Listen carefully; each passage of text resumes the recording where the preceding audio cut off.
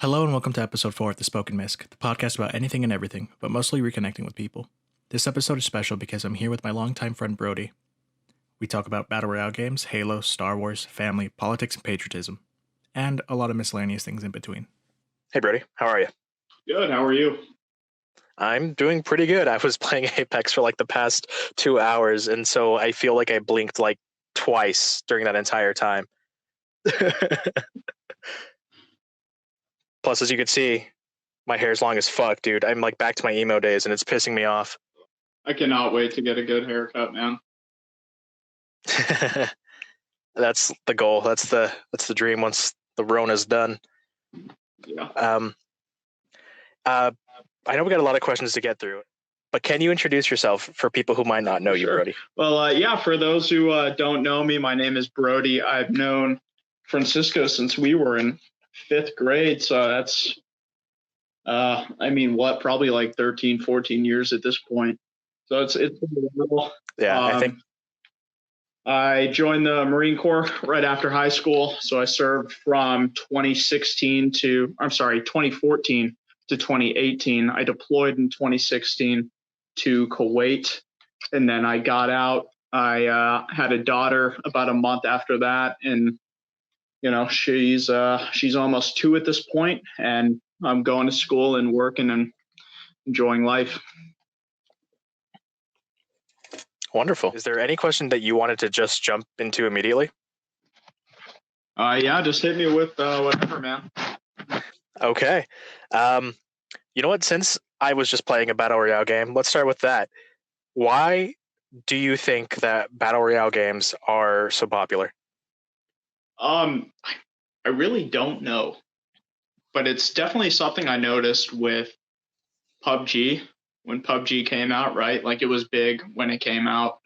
And then of course you had Fortnite after that. Yep. And I think I don't know what sort of prompted PUBG to get really popular, but obviously Fortnite kind of built off their success and outdid them in a big way. And then I think once Fortnite became so popular, that was just the standard, Battlefield. There was it Firestorm, which sucked. But yeah, I heard that it was ass. Like I never touched it because I heard it was just so bad. Yeah, I mean, Fortnite obviously took over from PUBG, right? And then, after that, that was pretty much a standard, right? You had, what was it, Blackout in Black Ops, right? And then you had Firestorm in Battlefield, which again sucked, right? But that's, AAA title, sort of copying. I don't want to say copying, but moving into the Battle Royale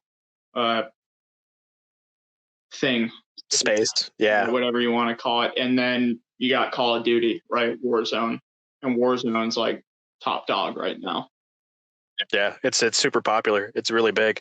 I haven't played as much as I felt like I should. I've been super involved into like Apex because that's my favorite Battle Royale. It's like, I don't know, like I've always been a Titanfall fan, and so like I like the movement that they have in the game and the mobility.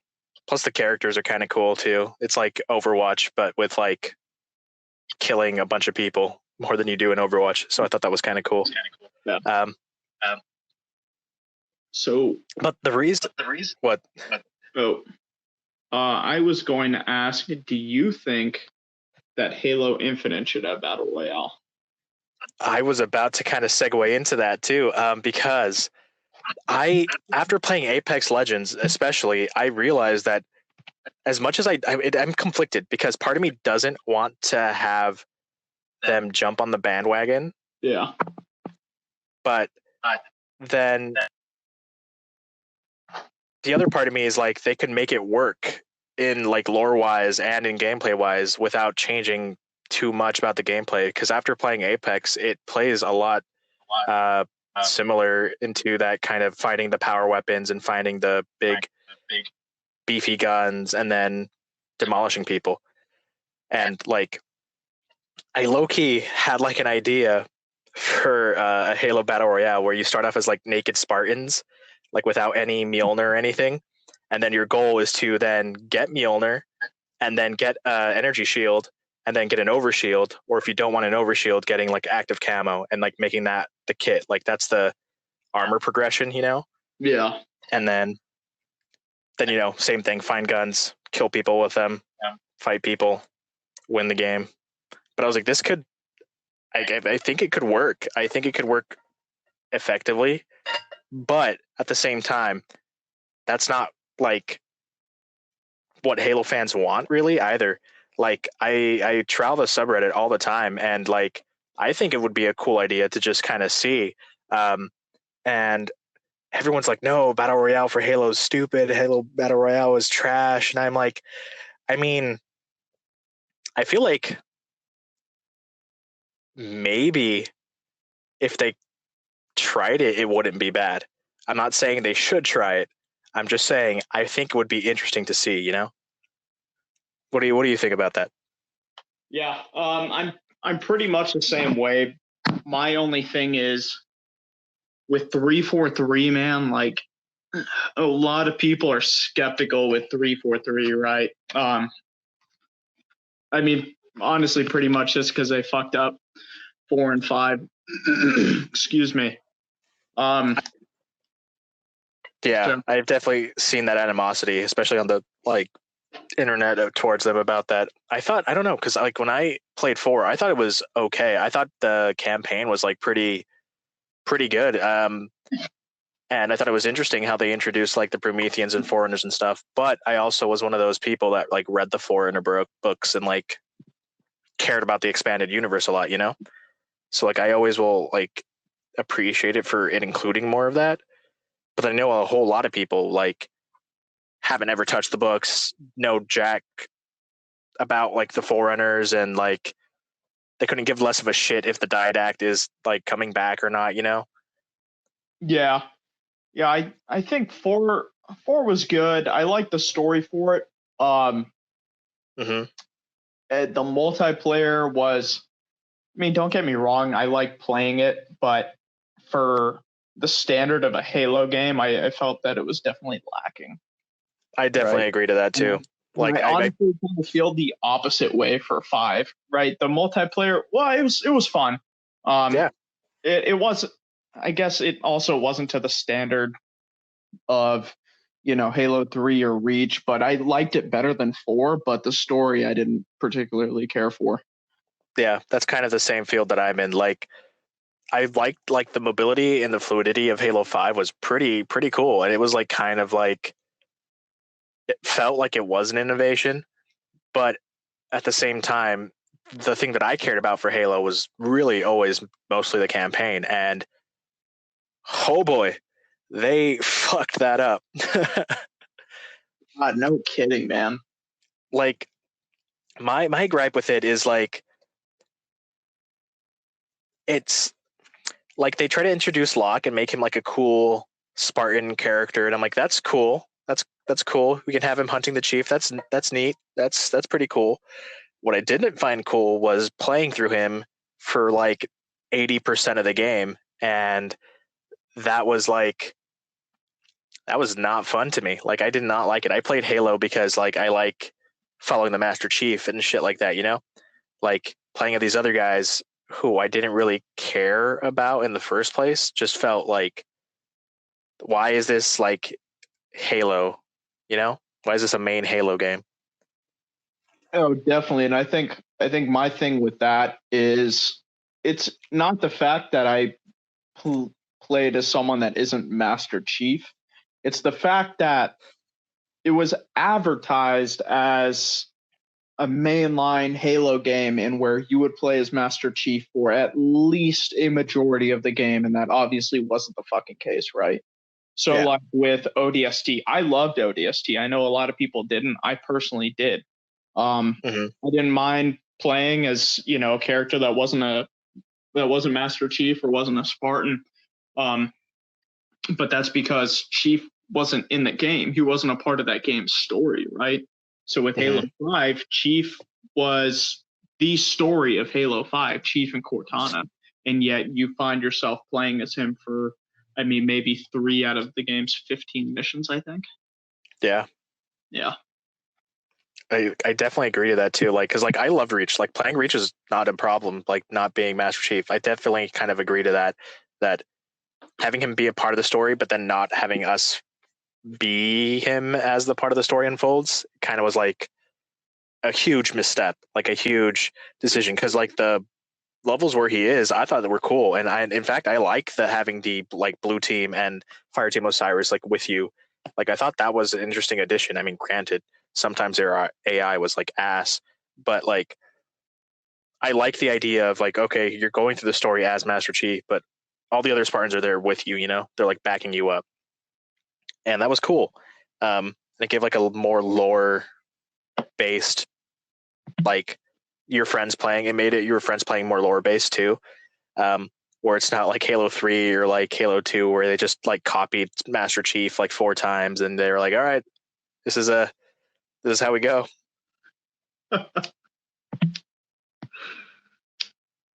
Yeah, I mean, At the same time, they could have done so much better, man. they could have. I like, especially because like I love Halo and I love writing. I'm like, why the fuck do you bring back Cortana? Like she's either dead or you just like shot yourself in the foot, like with all the drama of the last game, you know? No, they definitely should have kept her dead. And even then, like, the way they brought her back, I just don't care for it at all. Neither do I. It was very frustrating. Like I would like think it would be more interesting if she were like in the Forerunner domain, you know? The like their like weird psychic internet or whatever. Yeah. And she like talked to Chief through that, and then it's like kind of like, is he dealing with like her memory in his mind, or is it like she like legitimately like trying to reach out to him or something? That would have been cool. But then they had to like make her like physically there, which was weird. That was very uncomfortable. Yeah, to say the least, right? Yeah, like I like literally like looking at her image, like it freaks me out. I'm like, you're weird. Like this is not feel good at all. But I think with a lot of stuff that we're seeing, I'm like cautiously optimistic about Halo Infinite. So are you excited or worried about Halo Infinite? Yeah, honestly, I think you put it perfectly. Cautiously optimistic.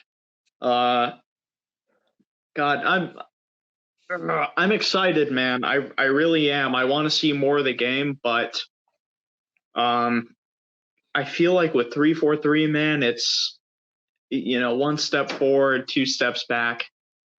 Mm-hmm. I mean, what we have seen so far kind of gets me hyped a little bit.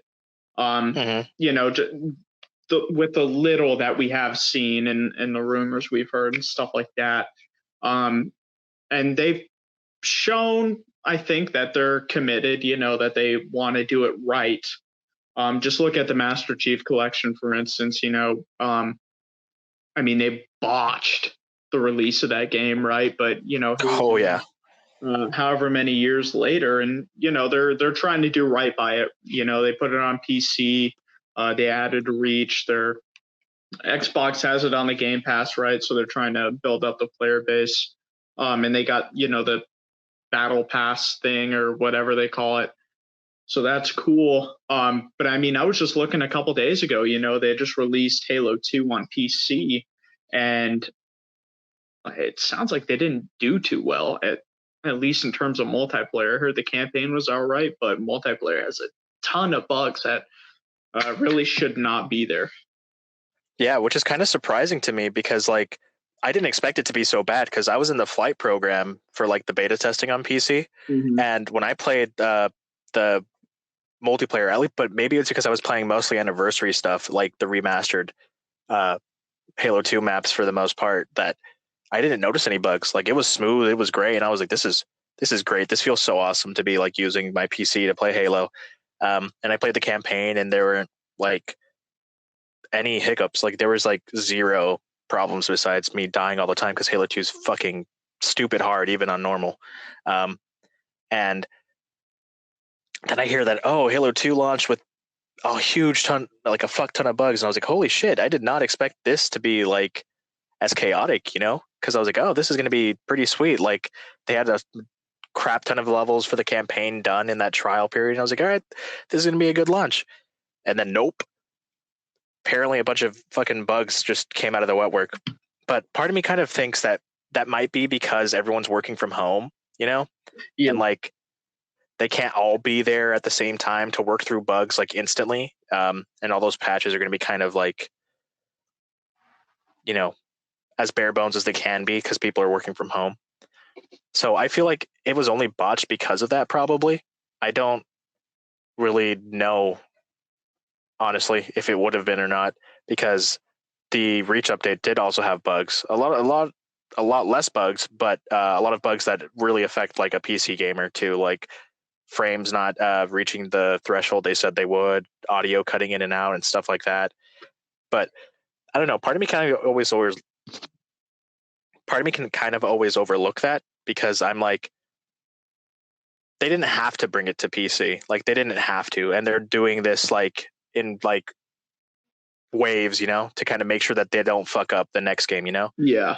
So like I appreciate them for like continuing to do this and to continue going forward. And they've been pretty upfront about everything too. Like they're like, all right, we're working on it. We didn't see this earlier and we're gonna get through it. And then they will. Every flight that I've been on has been an improvement on the last one. And so I'm kind of like glad that they still care about Halo, you know? And they still want to put effort into it.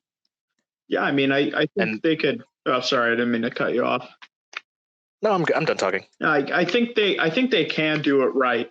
You know, I think they could do right by it. They just need to take the time. You know what I mean? You can't rush it. And I'm glad you brought up the fact that they're working from home because you got to think that game is most likely going to come out holiday season of this year, right? And I mean that game's had almost no marketing, right? It's almost June. E3 is typically in June, right? So you think they probably would have showed something at E3 this year if it wasn't for all this, you know, coronavirus bullshit going on. But I heard a rumor, or actually no, I guess it isn't even a rumor at this point. It's confirmed. They're going to show Infinite at Xbox's little online thing in July. Right, so in a few months. But they didn't say what exactly they would show. They didn't confirm that they would show gameplay. But you got to think, even let's say they show a good portion of the game. I mean, that gives them, excuse me, what? I mean, 3 months to market. That's not a lot of time, man. That's not a lot, and especially. I mean, they need a lot of time to market this game. I think because Halo's lost a lot of its fan base, especially casual fan base, right? Because you look at people that grew up playing 3 and Reach, and then they picked up 4 and 5, and they just didn't care for them, so they fell off Halo, right? And they got to bring those people back. If Halo wants to be as popular as it was, let's say 10 years ago, then they got to bring back the old fan base. And if they don't have a lot of time to market, I'm not sure how they're going to do that. And on the other hand, the game has to come out this year, in my opinion, at least, because for the same reason, if they wait another year to release that game, then that's just that more of the fan base lost forever. No, I totally agree with kind of both of those statements because like nobody likes seeing a game get delayed. Like Cyberpunk 2077 was the game that I was like super looking forward to in April. Then they pushed it back to September. And I was like, are you, damn it. If you weren't the people who made The Witcher 3, I would be super pissed. But like if 343 pushes Halo Infinite back, I will probably be a little disheartened, you know? Like that means that they either switched like shit like in midway and like stuff went wrong. Or it's just not ready, and then that sucks because that means they had this much time to get it right, and then they still couldn't get it right, you know? But as far as advertising goes, I think that they probably wanted to hold it back until they like fully released like the Xbox Series X stuff.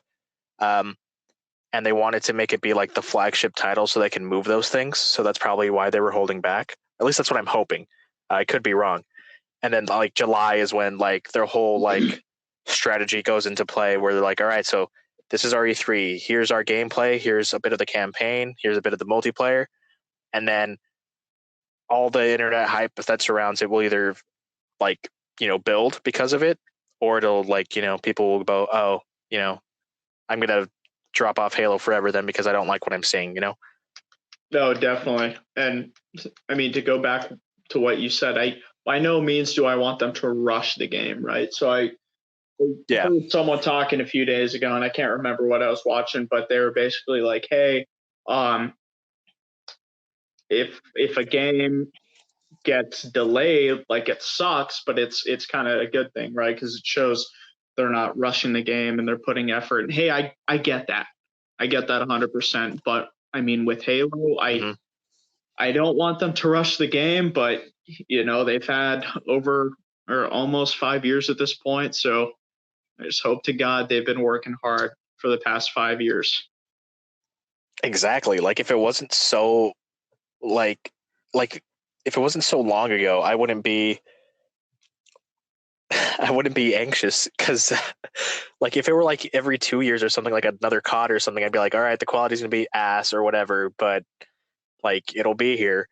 But like because they have to rebuild everything, build that fan base, build that trust back, like if they do push it longer, they're gonna lose people. And I'm really like anxious that they will. I don't think they will. I think that they're gonna stick to it because they're trying to move those consoles. So I'm glad that like Microsoft's like, poking them with a fucking stick or something, like you gotta fucking make sure it's ready, because if it's not, we're all going down.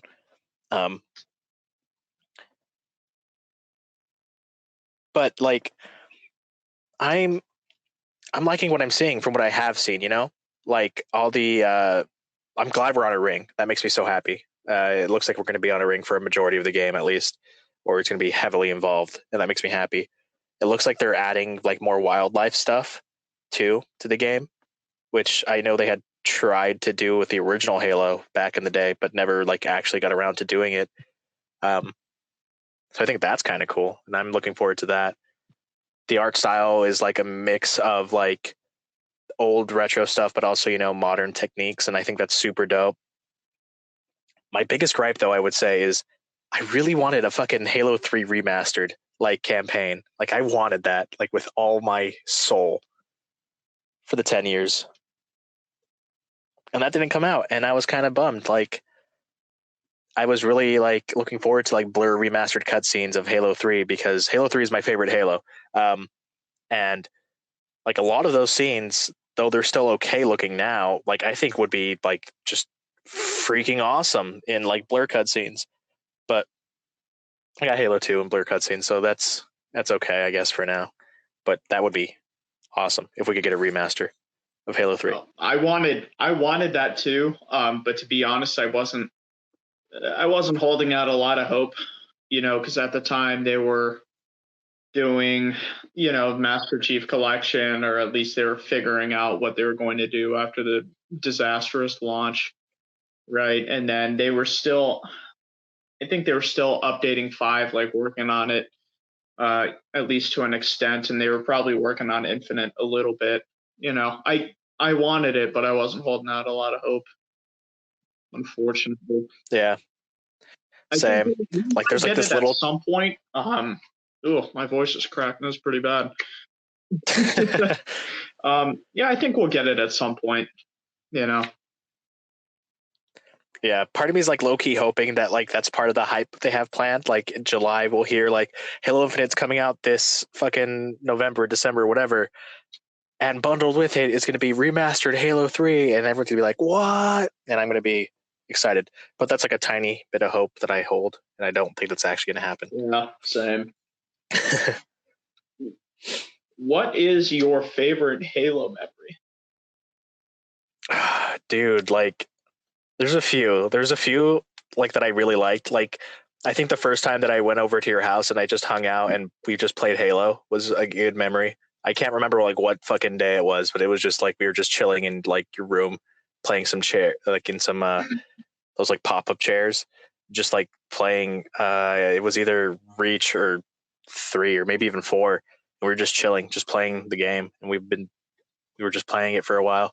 But at the same time, the best Halo memory that I have is like the first time I think I like beat the campaign. I was over at my neighbor Nathan's house, and it was like me, him, and Isaac, and we were just playing the campaign because I didn't have an Xbox yet. We're just playing through the game, and like we're on the last level of Halo 3 where you're on the Roadhog run to get back to the I don't even remember what ship you're trying to get to, but you're trying to get back to the ship, and like we had been playing for like fucking hours straight, and we were finally like getting over that hump, and we finally beat the game, and it was super like I don't want to say emotional, but it just felt super cool. Like I still have that memory of like Chief like making it to the ship like stuck in my head, and like how I felt. That was really cool. Like that's kind of what I want from Halo Infinite, you know? Those cool moments like fuck, that was awesome. Definitely, man. That's definitely what 4 and 5 is lacking, man. Mm-hmm. Like 4, I don't think it has many like memories that stick out besides like the whole like Cortana dying thing. And then, you know, when you undercut that in Halo 5, it totally destroys the feeling and memory. So it's like what else is there? Like I wasn't impressed, nor did I hate the didact, and seeing Forerunners, I was like, oh, neat, question mark. But then I was like, oh, Cortana's dead, that sucks. And then 5 happened, and I was like, oh, so that's how we're doing things, I guess. What's your best Halo memory then? I guess mine would be like Halo 3, man, when we would just all get together, you know, whether it would be at our houses or we all get online in the custom games, man. All, Oh all yeah, of us, dude. I mean, we'd have like what, a dozen people do a custom game, just fuck around for a few hours. Yeah, do you remember fucking playing Duck Hunt and shit like that? Oh my god, man. Yeah.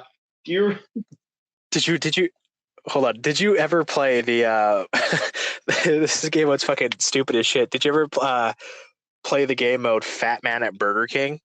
That sounds so familiar.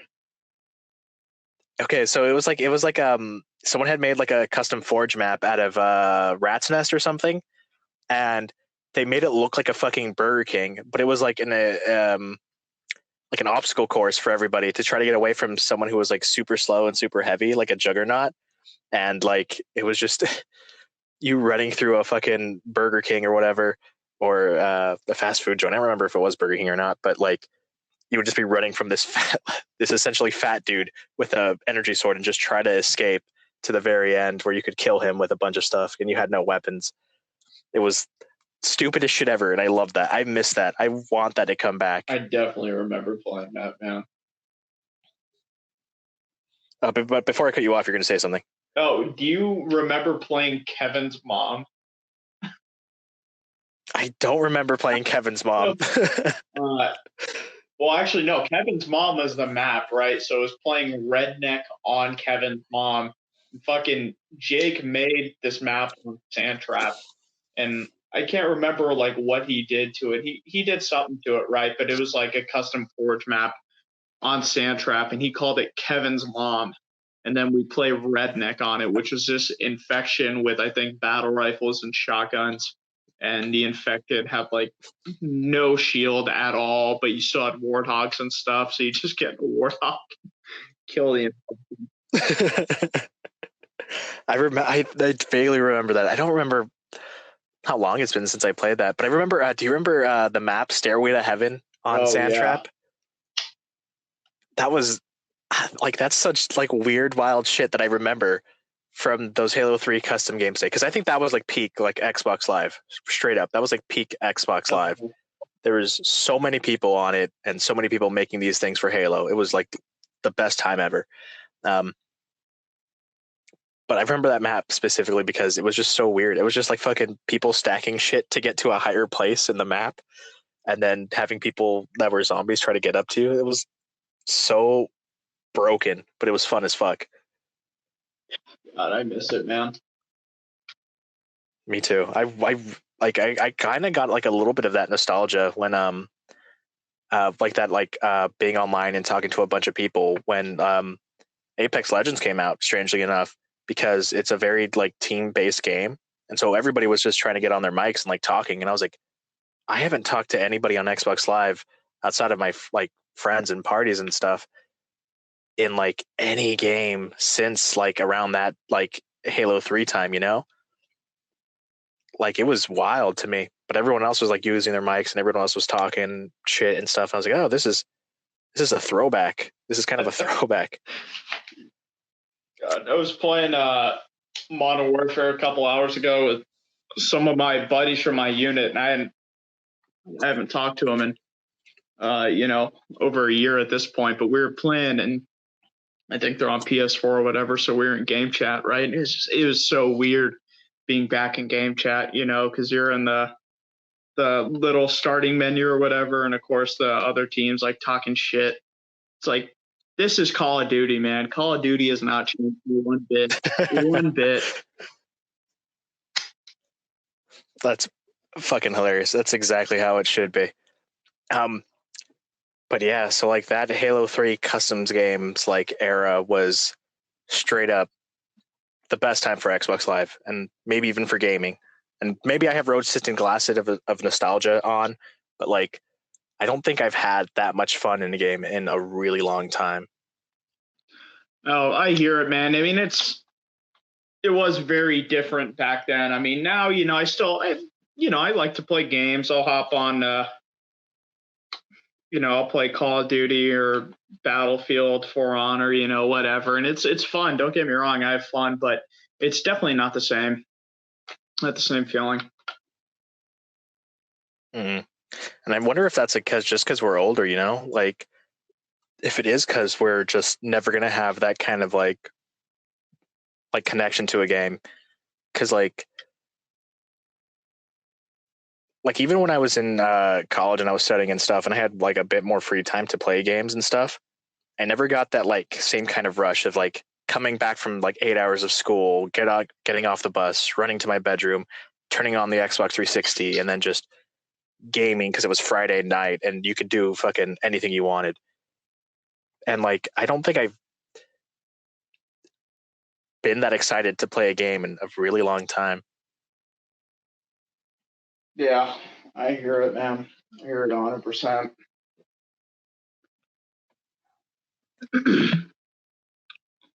So, as I'm gonna ask you a question, rank the Star Wars movies.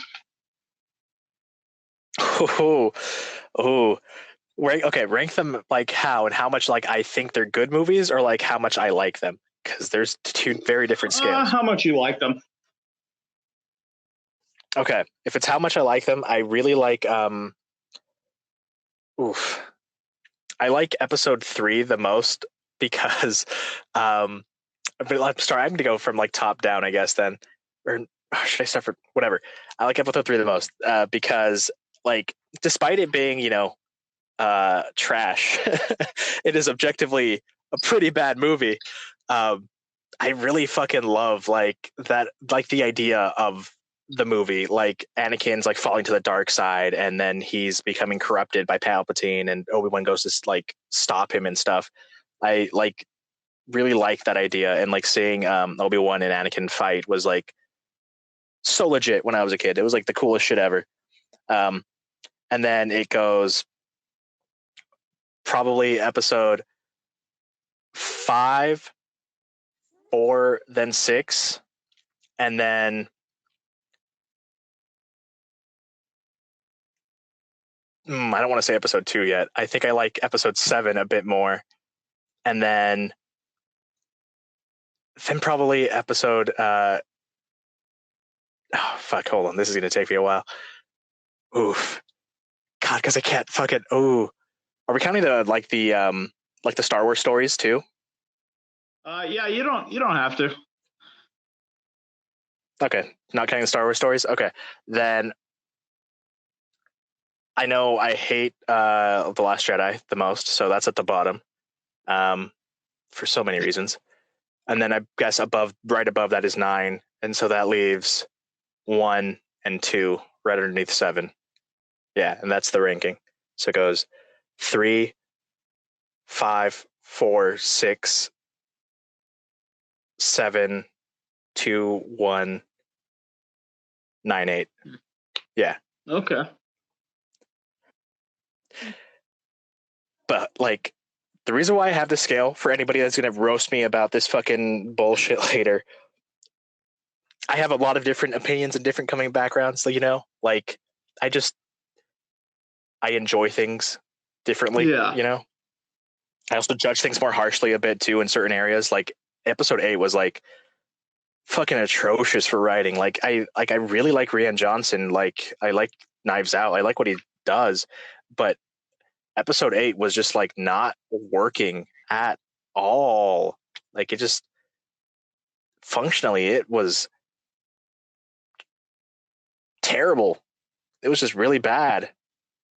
And like there are things that I do really like about it too, like the expansion of like the force powers that are already in the expanded like universe and canon and stuff. Like I liked seeing that on screen in the mainstream movie. But like, why the fuck did fucking Finn and Rose have to go to that fucking like planet, like that gambling planet? Like, what was the fucking point of that? Absolutely nothing. Exactly. It had zero consequence on the story and the plot, and it did not need to be there. And it just bugged me. And like, it felt weird to not have like Rey be as like instrumental as I thought she would have been, because I think like Poe was a pretty big part of episode 8, a lot more than I expected him to be, and I was kind of surprised and taken aback. Yeah, man. Episode 8 was not my favorite by far. Oh no, it was I not. think Finn definitely should have died at the end. And Yeah, that like would have been. I like Finn as a character. Don't get me wrong, but like it definitely would have meant a lot more. You know what I mean? If Finn had died, if Finn had like sacrificed himself. I think that too a little bit, especially because in episode 9, he isn't like super essential, which is very unfortunate.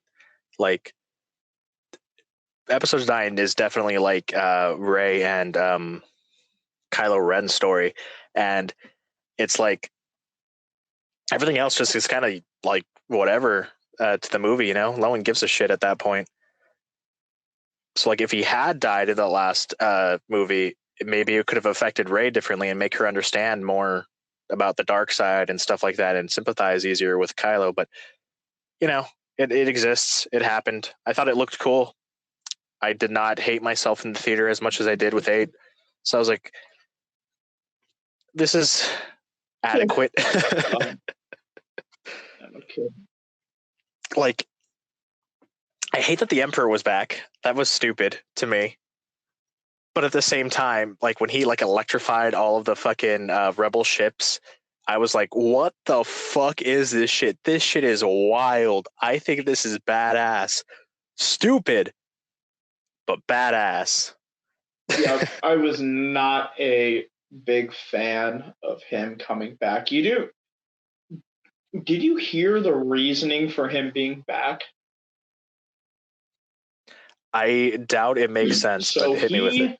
He is actually a clone. So somehow, and they didn't even really explain how, but somehow his, spirit or whatever survived Return of the Jedi. So his followers basically set out to make a clone of him, right? And I guess the clones, like they kept fucking up. They would only last so long before they would just become really weak and die off. So his son is a non-identical clone of him. is not actually a son. It's a clone, just like, Boba Fett is a clone of Jango Fett. And his followers made this clone of him basically in hopes that he would someday get married and have a kid who would be powerful in the Force, so Palpatine can, take over the kid, which is Rey. That is so convoluted. I'm not a fan of it at all. Neither am I. Rip off of Legends, because there's a Legends story. I can't. His Dark Empire, maybe? I can't remember the name of the book, or maybe it was a comic series. I can't remember, but basically somehow Palpatine survives, right? Because he clones himself. So he comes back, takes over the Empire, and then I think Luke ends up killing him at the end. But yeah. Well, either way, it doesn't really make sense. It's just Rey being Palpatine's granddaughter. That was just. I feel like if they had just had JJ continue the entire trilogy from start to finish, or not JJ, just somebody in charge of all three movies at the same time, it would have been a lot smoother as a set of a trilogy. It would have been just a lot smoother. Definitely, dude, because they were originally going to have 3 directors, and the guy for the third one got fired, and they brought JJ back on. But it's, JJ does his thing, and then Rian Johnson comes in and, tries to, basically just make everything JJ did invalid. And then JJ comes back and does the same thing to Rian Johnson. What the fuck is going on here? And exactly, there's zero. There was you can tell there was zero plan for the trilogy, and it was just Disney or whoever was in charge. It was just oh yeah, you can go, you can make the script. We trust you. And then clearly it backfired. They still made fuck tons of money, but oh god, yeah, it's awful. At what cost? So then my question for you is: does Star Wars suck now? Man, I'll tell you what, you would be hard pressed to say no. So here's what I think. So I'm me and you are huge Star Wars fans, right? So I'm really big into the expanded universe. So that's everything that is canon beyond the movies, right? So you're talking games, comic books, novels, stuff like that. Excuse me. So the game, I like the games, right? Battlefront 2, I really liked the story. It wasn't what they advertised, but I did like it. Fallen Order, I loved. I think they did really good with Fallen Order. With every aspect of the game, especially the story. So I think, and a lot of the novels are good. Excuse me, and some of them are okay, and I guess the same thing kind of goes with the comics. So if you were to ask me just in general if Star Wars sucks now with everything Disney has brought in terms of everything, not just the movies, I would say no, but it could definitely be better, and it should be better, right? If you were to ask me in specifically the context of the movies, I would say yes. Rogue One, I loved Rogue One. I'd say if I had to rank the movies, I'd probably put Rogue One third behind Revenge of the Sith and Empire. Solo, I liked, to be honest. A lot of people didn't. I liked it. Not my favorite by any means, but I did like it. But the new trilogy, man, 7 through 9.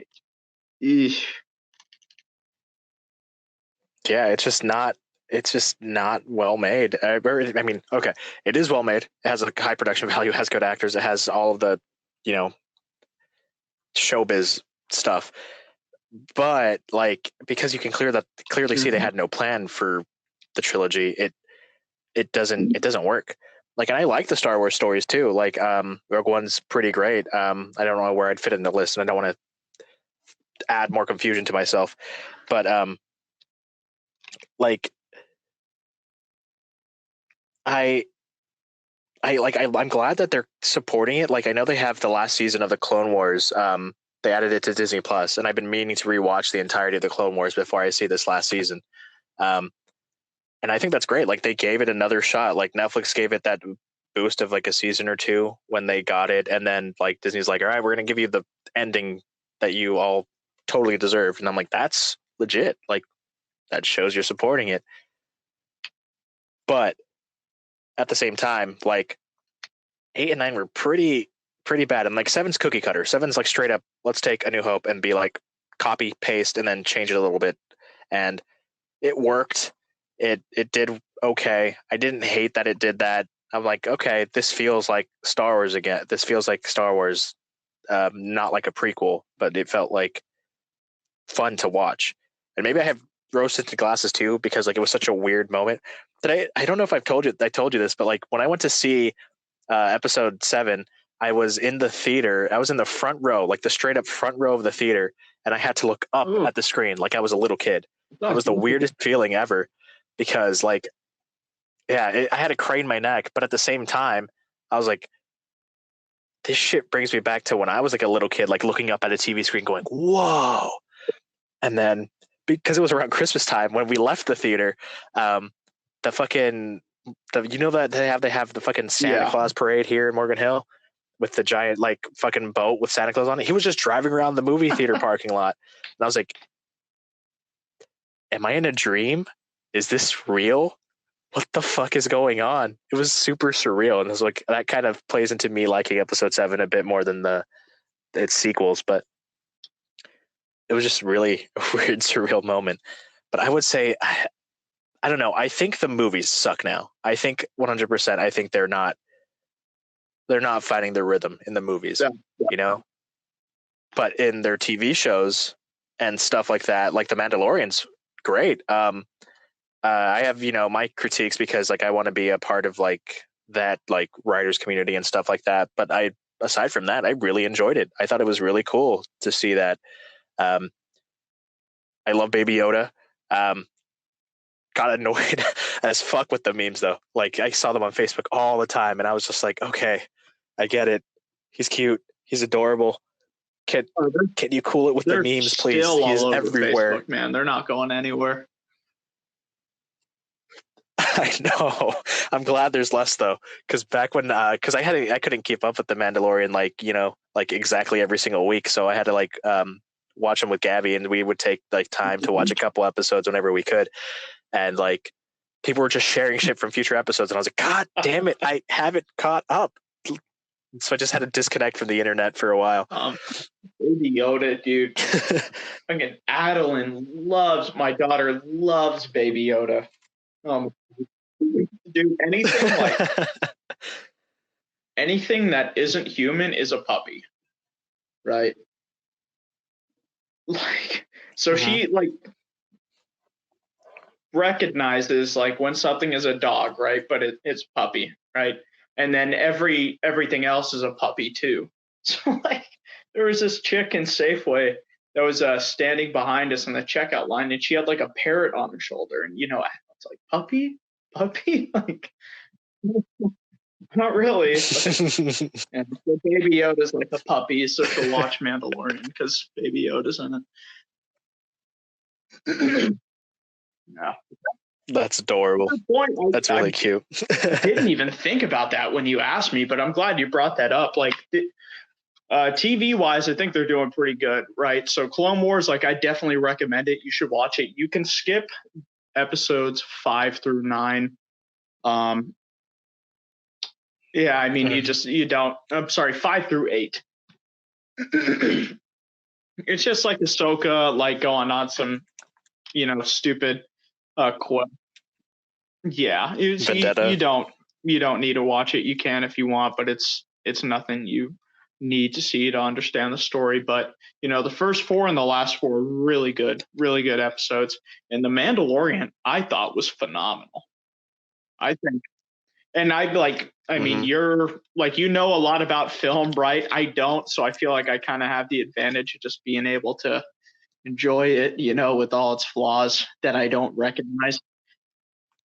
No, yeah, I mean that's the thing. It's a really good show. Like I'm not gonna ever deny that. It always just comes from like a different kind of perspective because like I'm always like, oh, if I were in charge of that, I would have done things a little bit differently. But then at the same time, like I'm not going to be in charge of that, so I don't have to worry about it. It's just like a nice like thought process because I like the show. I don't hate it at all. Like I love The Mandalorian, and I think it came out at a pretty good time too, because I was right around the time that what is that movie even called? I forgot what episode 9's even called. The Rise of Skywalker, right? It's kind of came around. There you go. You know, the same time. So it's like, all right, Rise of Skywalker, not great, but I mean, you know, at least we got The Mandalorian, and it was phenomenal. I think bringing Jon Favreau and having him work with Dave Filoni, who is in charge of like all the animated shows, I think that was phenomenal, right? Because they're straight up best like choice those they guys made. are pretty close, Straight and they were up. talking about it in the behind the scenes stuff. So they have a good relationship, right? Which that matters because they're working very closely together making the show. And I think Jon Favreau is awesome, dude. I think he's cool. He is. He's really he's the reason. Like if you like, I'm not trying to segue away from Star Wars, but like without him, the MCU wouldn't exist. You know, like he made Iron Man 1, and that set the tone and the stage for the rest of the MCU movies. And then he did The Mandalorian, and that's kind of setting the stage for the Star Wars shows too. And like, it's not like a hard bar to meet, and it's just like put in that effort, you know, and it will be great. And I'm glad that he's a part of it. He's a Star Wars fan too, right? So that matters. He actually gives a fuck. Like, unlike fucking JJ, who's just kind of there to, you know, have a job, right? Direct a movie. Doesn't really care what it is. Yeah. Just my 2 cents. No, that's it's your perspective. It's kind of interesting because part of me kind of does feel that same way too. I mean, I don't know JJ personally, and I don't know if I ever will, but like, it kind of felt with episode 7 he was phoning it in. Not that was bad. It did its job, but that's the thing. He did the job. He didn't do a great job. He just did the job. He got a C plus B minus kind of work. It was adequate. He won't fail a grade, but no, you know, you're not an A student. A little bit before, you were talking about your daughter and how she loved Baby Yoda. So I wanted to ask you, what is it like being a father? Because I'm like, you know, with Gabby, and I don't think that's in the cards in the near immediate future. So I just want to know, what is it like being a father? It's awesome, man. And I guess to start off, I would not advise having a child until you're married. Sound advice. Me and Kaylin did not plan on having a child, you know, but it happened, and you know, it's a blessing, man. Mm-hmm. You know, it is. It's awesome. It's the best thing that's happened to me. You know, it's crazy. Like, I still remember being in the hospital, you know, and Evelyn was born. She was just so fucking tiny, man. So tiny. She was, you know, laying on Kaylin's chest, you know, her tiny hand. She's like holding my fingers. It's funny. They thought that she might have like some sort of heart condition or whatever when they were doing ultrasound. So they took her into the NICU, the newborn ICU, and I think she was there for a couple days. And she didn't end up having that heart condition but they just wanted to be sure, so they're like wheeling her off to the NICU, and I'm like following the nurse, just as where she's going to be. And it's funny. They're rolling her off in this little, bed sort of thing. Her cheeks are like jiggling as this thing's like rolling her down the aisle because her cheeks are just so chubby. I guess she's like the biggest part of her body. It's hilarious. It's awesome, man. If to anyone out there that wants to be a parent or is about to be, take advantage of the time. That would be my biggest piece of advice. Take advantage of the time because it goes by very fast. I mean, she'll be 2, and in a few months, and it seems like, just yesterday we were in the hospital, man. She was really tiny, now she's talking, she's starting to get bigger. She's, running around everywhere. It goes by really fast. Yeah. It must be wonderful though. I wouldn't give it for anything, man. Yeah. I've always I've always wanted to be a father. I've always not right now. I don't want to be one until I know I can, I guess, until I know I'm okay in my career enough to support myself and other people. So I kind of just wanted to get your perspective, I guess, on that, because you're the closest friend that I know that has a kid. I don't know many other people that I'm close to that have kids. So I just wanted to, I guess, pick your brain. Where is your daughter now? So they're actually back in New Mexico right now. So with everything that's going on, my girlfriend has a very weak immune system, right? She has this kidney, I guess it's a disease that caused the autoimmune sort of thing, right? So her immune system is pretty weak, and we don't chance her getting this coronavirus thing. So yeah, figured it was safer for them to be out there because that's where they're from, and they live on the reservation, so it's not as tightly packed as it is here. But they're coming back within the next week.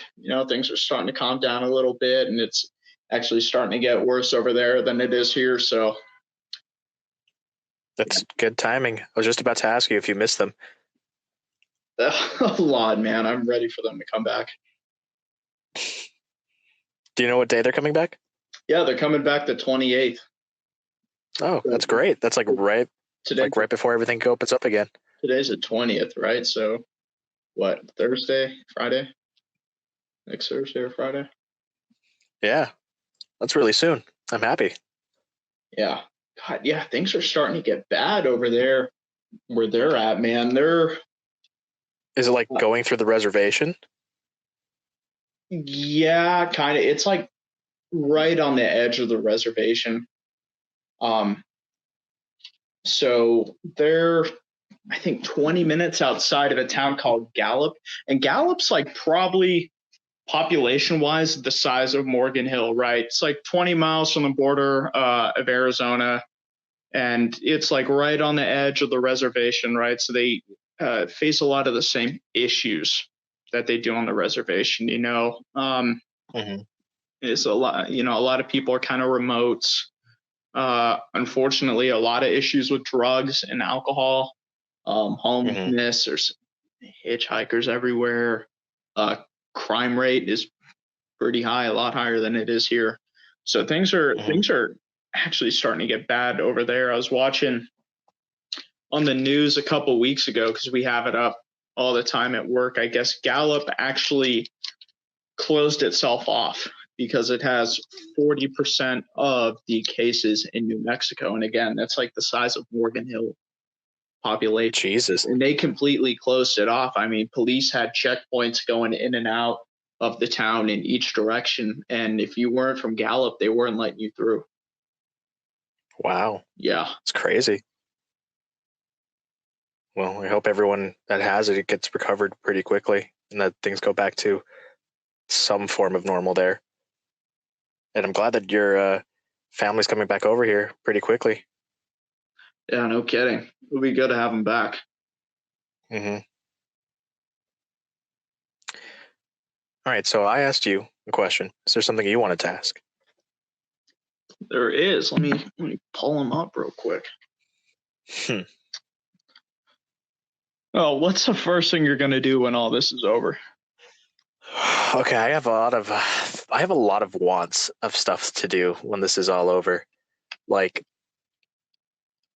I want to go to the movies. Like me and Gabby always used to go on dates to go see a movie, and we always used to. I say this like this is like way back when, but it's only been like a couple months since we went to the movies. But I mean, like it's different if seeing a movie like on your TV than seeing it in a theater with a bunch of people, and you get to kind of have that reaction to stuff. Like the last movie that we saw was in theaters was Harley Quinn. I know I said on my first podcast it was 1917, but for anybody that gives a shit, it was actually Harley Quinn because Gabby corrected me. And like that makes me mad because like if that's the last movie that I saw in theaters, and like let's say theaters are closed forever after this, what a fucking shitty movie to have my last movie that I saw in theaters be, you know? Like it's not like I hate Harley Quinn. It's not a terrible ass movie, but I'm like, there's so many other good movies that could have been the last movie I saw in theaters, you know? So I want to go see a movie pretty badly. But I think more than anything, I think I want to take Gabby to Monterey because we were going to go for our anniversary, but our anniversary is the 28th of March. And like that's like when the first 2 weeks of lockdown happened, and like there was nobody moving at that point. And yeah, we couldn't really do anything. We just kind of like chilled at home and watched like movies and did nothing. Like it was like it's not like how you should be spending an anniversary, you know. So maybe I'll take her to Monterey once this is all over. Yeah, I hear it, man. Look, our anniversary is April 1st, right? Fucking April Fool's Day. But you know, they're back over there, so it's kind of like, oh, you know, like I got her some fucking AirPods. You know, happy anniversary. You know, 2 states away. There's only so much you could do. Yeah. Shitty, man, but you know, oh well, make up for it. I was gonna ask you how fucking Harley Quinn was. I didn't hear great things. I didn't hear good things at all. I'm okay. This is gonna be weird for me because like I'm usually like a super harsh critic of movies. Harley Quinn is like it's not what it's advertised as, and I think that kind of plays into people like hating it probably. Because it's like Birds of Prey, the Emancipation of Harley Quinn, and it's not about the Birds of Prey. It's definitely about Harley Quinn, and should be in Harley Quinn and the Birds of Prey, and not the other way around. And it's like it's like a good movie to watch with popcorn, like just like to not think. Like if you need a dumb movie, watch it. It's not going to make you upset. But one thing that I thought was actually really cool about it was the like stunt effects that all the characters were doing. Like that was something that I was like really impressed by. Like they made an effort to kind of show like all these cool, interesting like stunts that they were doing, and they were like real stunts. Like I could tell that they were people doing these things, and it wasn't like a CGI clusterfuck. And I was like, that's actually pretty cool. These are all cool practical effects, and that's nifty. I don't think it's a great movie. Like its plot's kind of dumb. It serves its function. I like Margot Robbie as Harley Quinn. She's pretty cool. But it's like it's not a terrible movie, but it's not a great movie. You know, it's just like if you want to chill out and have like a okay time, Harley Quinn won't make you upset. Yeah. Or it would. I don't know. This is one dude's perspective. You could have a totally different experience. I feel like that's a lot of the DC movies, man. Dude, it is. Like they just announced that the Snyder Cut's coming to HBO Max, and it's not going to save the movie.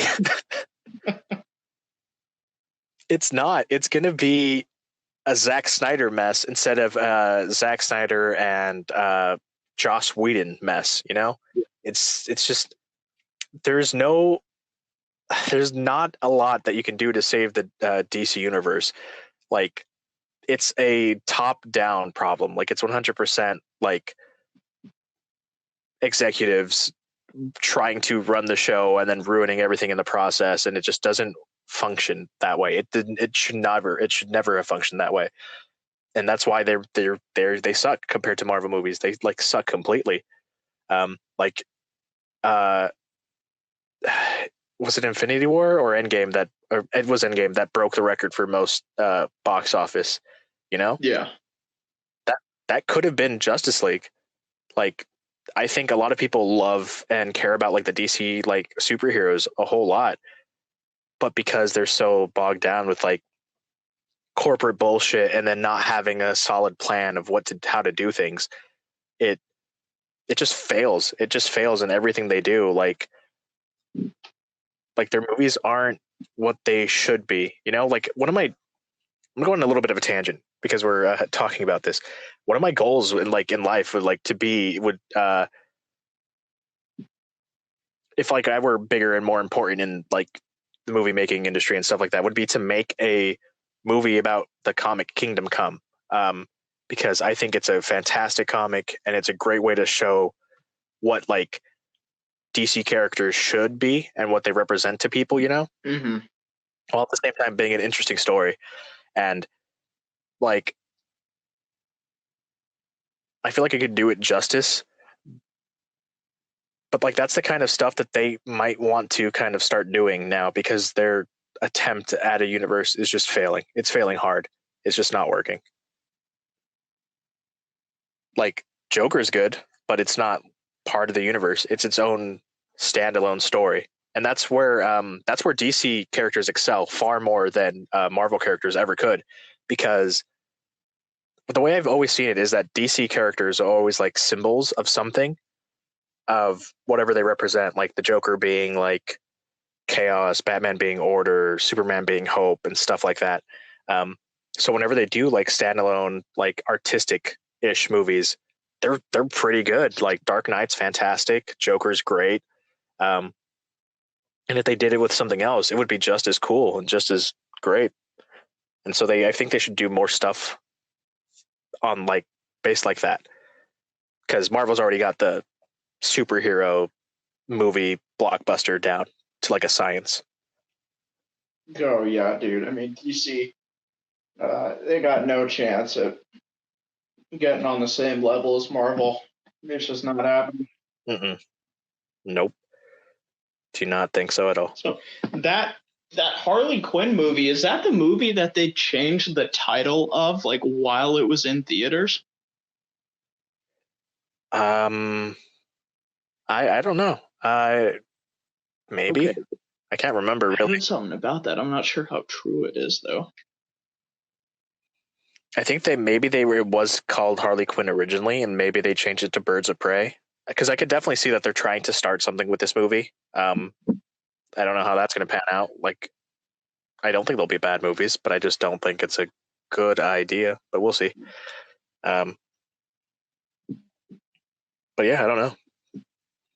Yeah, that's a shame. Yeah, but oh well. They're learning their lessons, one painful box office at a time. Hopefully, at least. Yeah, keyword hopefully. Like they could be totally fine with not, having Marvel money, but that's their loss. Like they could be just as big, if not bigger.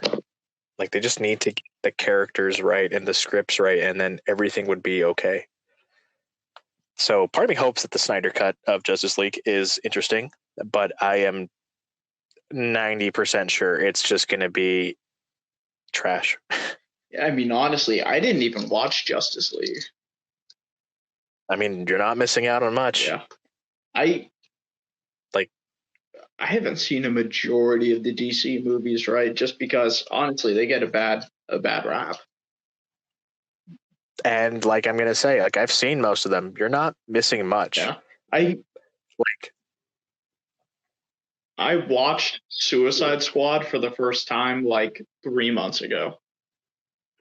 I just saw it. I am sorry.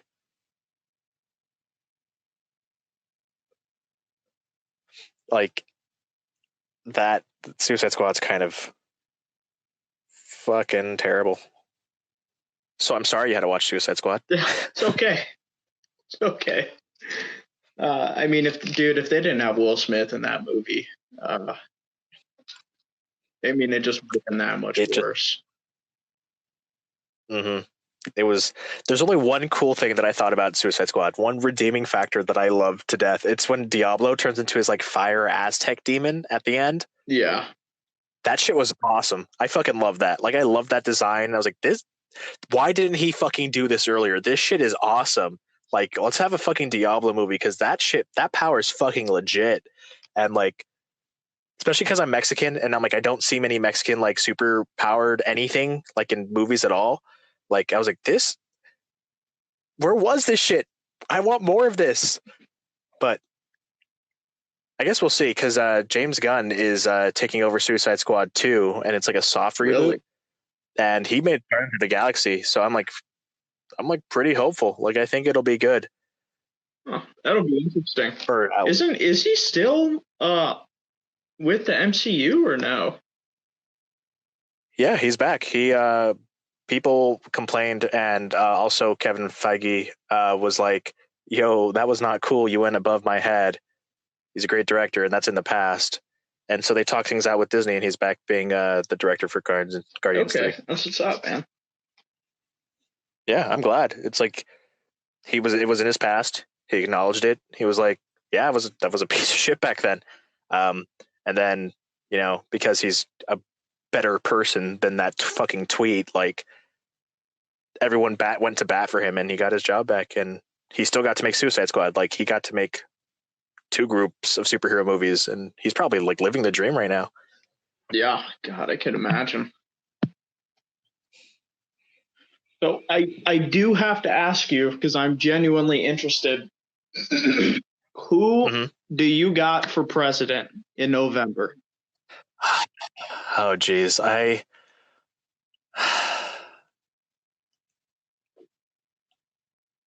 this is always a tough question with me because I don't like any of the party's choices. I absolutely dislike both of them, but for very different reasons on either side. Like, I despise Trump with a burning passion. He is a proto-dictator. He wants everything that a dictator wants, and he's doing everything in his power to get his Republican cronies to capitulate to him, and it's infuriating seeing it happen. And I don't want to live in America where that's okay and where that's common and everyone just kind of shrugs it off. Like, it really irks me to my core that people are totally okay with that kind of bullshit and corruption. And then on the other hand, we have Joe Biden, who is like a wet sock, who I am not excited for, who represents an establishment that constantly doesn't seem like it gives a fuck about people, really. And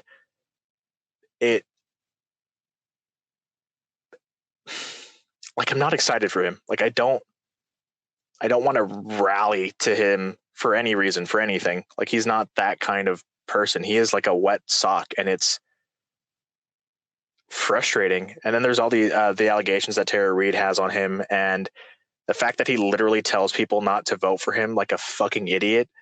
Like, it does not inspire me with confidence that he would be a good leader for America, And plus, both of them are kind of just crooked. Like, you don't get to be where they are without being at least a little bit crooked. But like, the person that I wanted is no longer like in the running for president. I wanted Bernie Sanders because I am, uber liberal Californian, semi-socialist, semi not, and I'm a fucking mixed bag. But the one thing that I liked about Bernie was that out of all of the fucking people on the stages on the Democratic Party, and especially on the Republican side, he seemed like the most genuine, honest person. Sure, his ideas are fucking nuts. Sure, his ideas are wild, but they come from an honest place, or they came from an honest place, and he genuinely cares about the people of the country and like his constituents in Vermont. And I can't say the same thing about much of the other candidates, and it's just infuriating. So who do I got? I don't know. That is my answer. I don't know, because I want Joe Biden to win, because I fear more of what Trump and the nationalism in this country becomes, more than I fear us continuing a stupid establishment that isn't exactly what I want more, Like, I fear what Trump and his cronies can become more than I fear what Joe Biden and his cohorts would continue to do.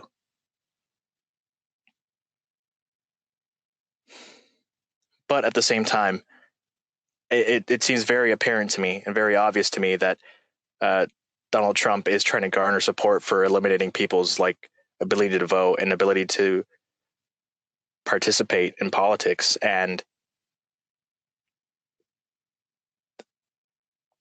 I'm not going to like weigh in on the Russian investigation or anything, but there's a good chance that he might win the election fraudulently, and that fucking irks me to my core. It makes me infuriated to think that that's something that he's totally willing to do and totally willing to do, and in that he sacrifices the entire sanctity of our country, and it infuriates me. And yeah, I don't know. I genuinely don't know. And if we had like a better way to have like third parties in America, I would have loved to have them on the stage and love to have them talk. But like, because everyone's so ingrained in D versus R, like it hasn't happened. And I don't think it could happen anymore. Like, it always seems like it's going to be D versus R for a really long time. So I don't know. My answer is I do not know.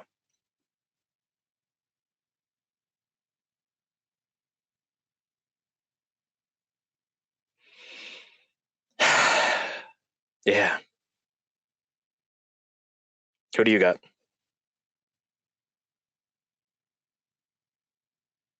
If you're talking right now, I can't hear you. Just FYI. Bueller, anyone? There we Sweet. go. There we go. Yeah, I don't know, man. So I will say this: I will not vote for Joe Biden. I won't. Mm-hmm. I don't care that my family likes him. I don't care that he's Catholic. I won't vote for him. And I won't vote for Trump either. Different reasons, but I don't care for Trump at all. I think he's unprofessional. I think he's an a-hole. I think he's old. I won't vote for somebody that's in their mid-70s. Yeah, like what the fuck, dude? Like, why are we voting for all these old people? I refuse to vote for someone that's that old. Yeah, I mean, I don't like him for a lot of reasons. And now, let me clear something up. I'm sure some people may think that I'm a Trump supporter, right? Or a Republican or a conservative or whatever. And I will say that I will if I think someone is being accused of something that I don't see evidence of or agree with, I will defend them. And that goes for both sides. It goes for Democrats. It goes for Republicans, Trump, Obama, whatever. So I will defend Trump if I think he's being accused of something I don't necessarily think he is guilty of. But that doesn't mean I like him by any means. I don't. Again, I think he's very unprofessional, and it bothers me that the president of the United States is that unprofessional. I think he's an asshole. I think he's definitely incompetent, at least when it comes to certain contexts, right? I won't vote for him. I refuse.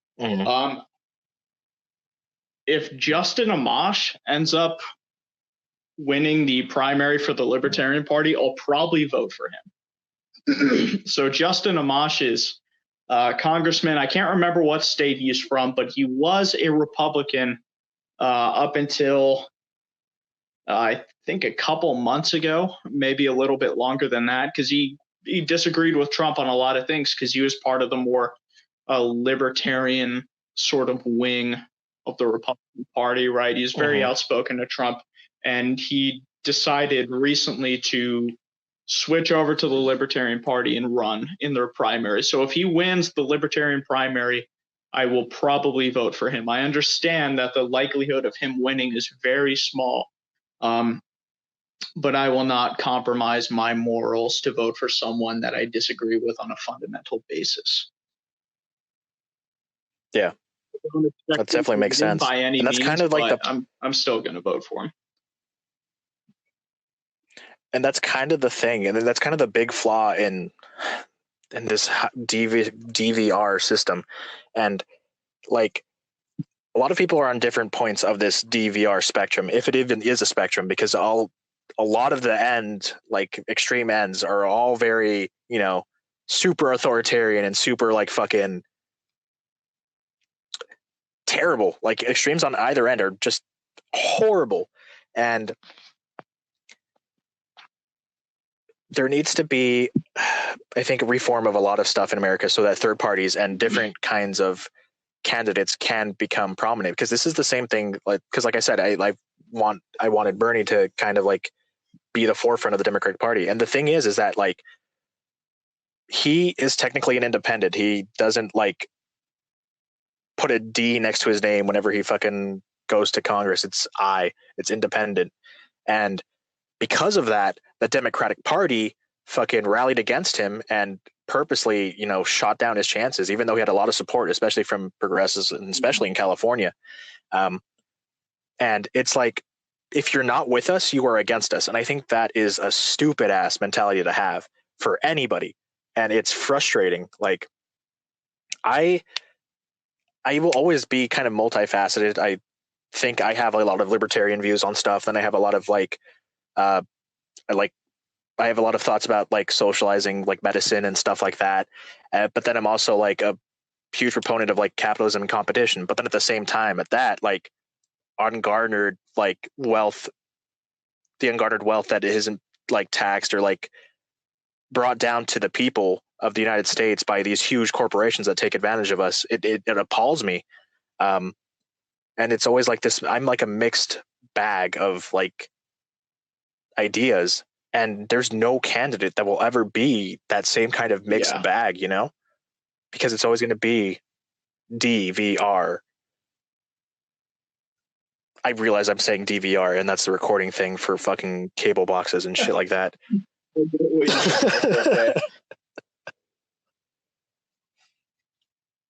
But yeah, so that's, I don't know.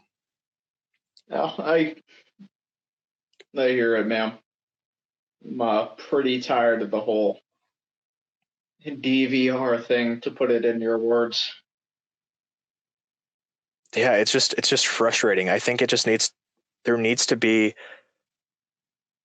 major like reform in the way we conduct politics. Like regardless of the outcome in November, like reform needs to happen.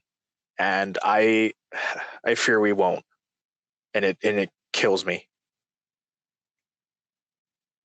Yeah, I mean, in order for You know what? reform to happen, I mean, something big would have to happen, right? It's not just going to happen on its own as much as I want it to. I Yeah. fear, unfortunately, that it's going to take a very um, uh, an event with a very big negative impact to push forward with any reform. I think so too. I don't know. I'm a bit anxious about the future, and I guess we'll see. But this kind of ties into my question that I had for you. Uh, so, what does it mean to be a patriot? Like, what does that mean to you? I know you've served. I know you participate in politics and stuff like that. So, what does being a patriot mean to you? I'm glad you asked that. First of all, it just means loving your country, and don't confuse that with loving the government, because those are definitely not the same thing.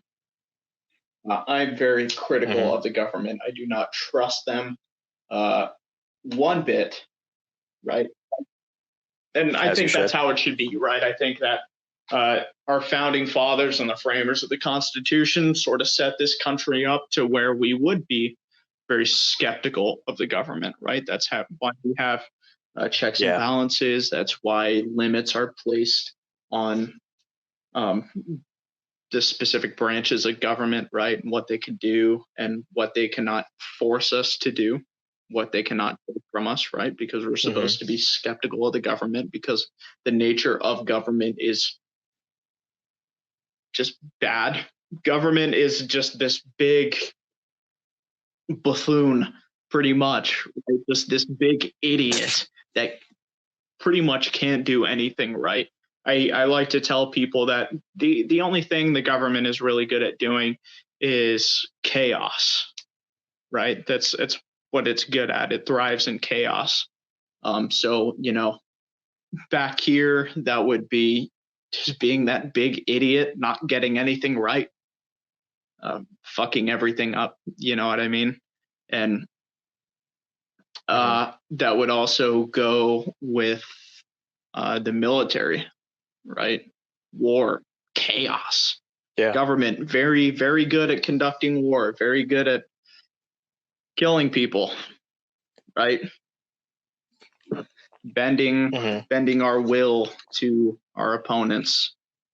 Very good at. And not just bending our will, bending our own constitution at exactly. times. That's the chaos, man. Government is only good at chaos, no matter which context you view it in. So what does it mean to be a patriot? It just means to love your country, love the people that inhabit this country, love the principles that this country was based upon. I do think you need to love the principles that we were based upon. Again, we could disagree a lot about a lot of different things. Me and you disagree about a lot of different things politically, right? But I know you love this country for the principles that it was founded upon, right? Not perfect by any means. Any means. Exactly. It's not supposed to be perfect. The Constitution was framed in a way that we could amend it, right, in order to form a more perfect union. It wasn't perfect at the beginning. It's not perfect now, and it never will be. But that's something we should strive towards, even though we will never achieve it.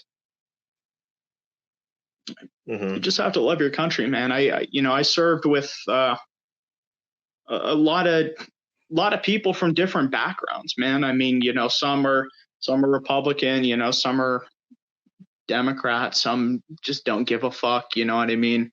You could serve with someone who grew up in Beverly Hills, or you could serve with someone that grew up on Crenshaw and Slauson in South Central LA.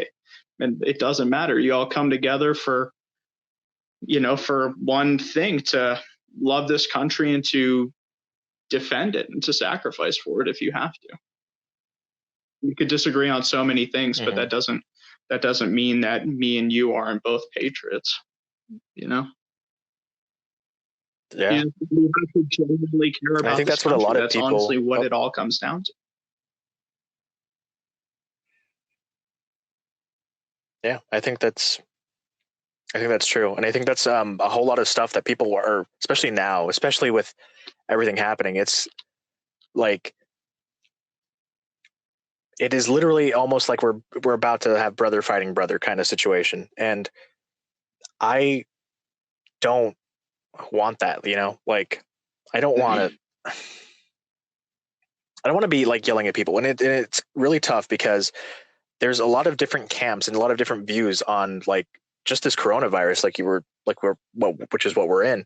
Like, there's people who don't believe that it's real and don't believe a single thing that experts and scientists are saying.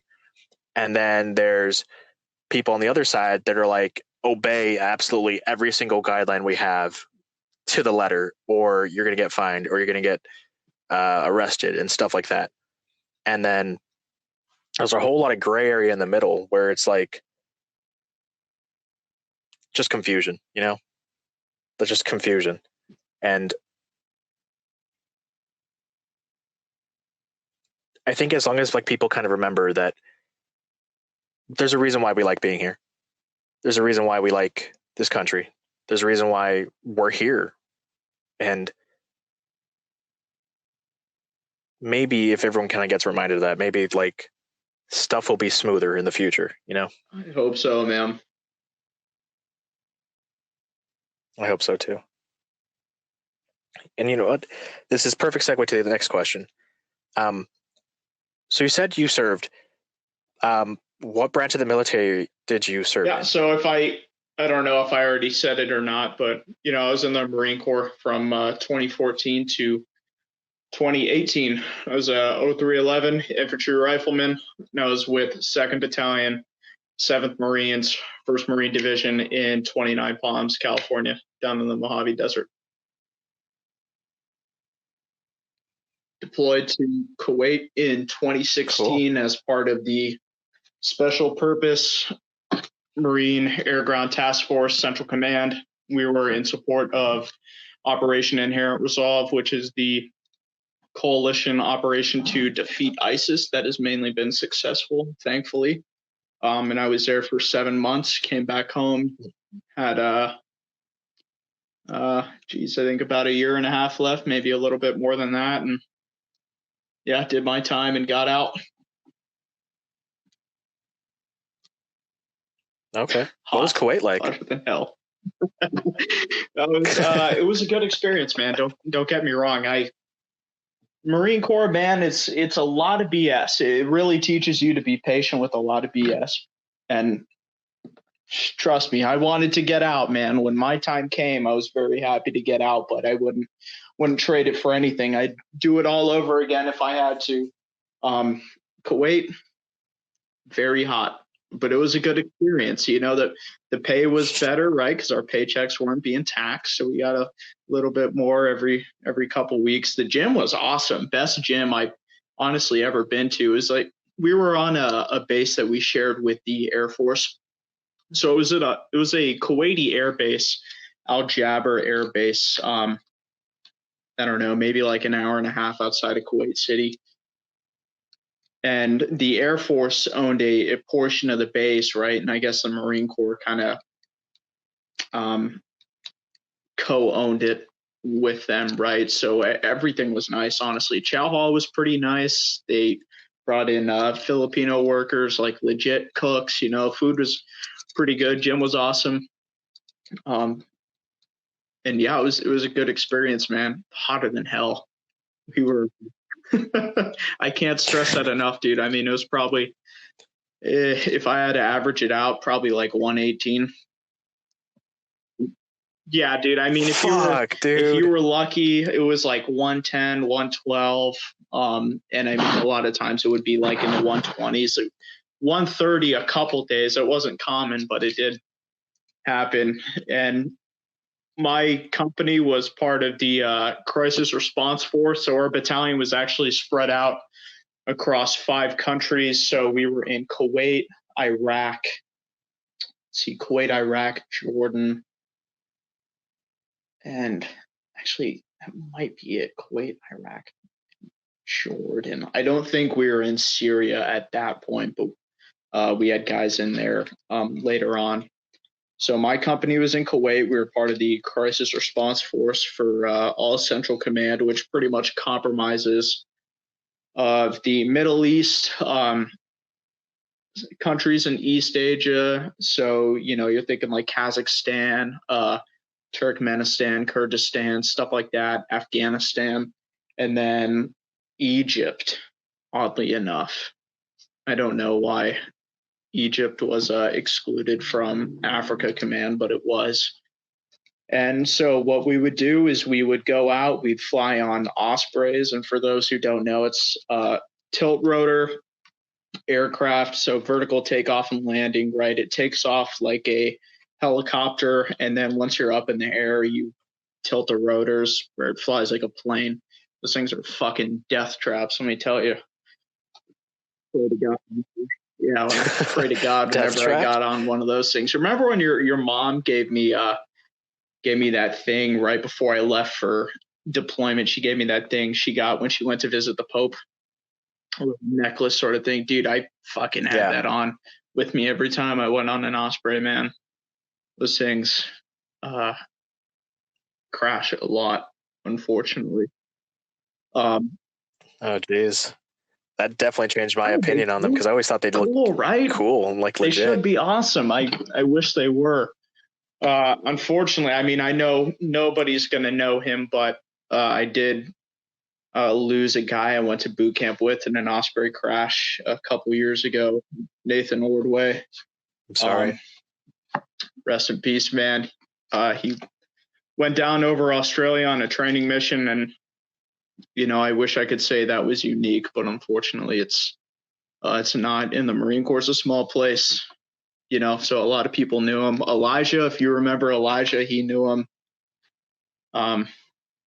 Then yeah, dude, it's sad whenever something like that happens, because the Marine Corps is at a point now where we're losing more people to training accidents than we are in combat.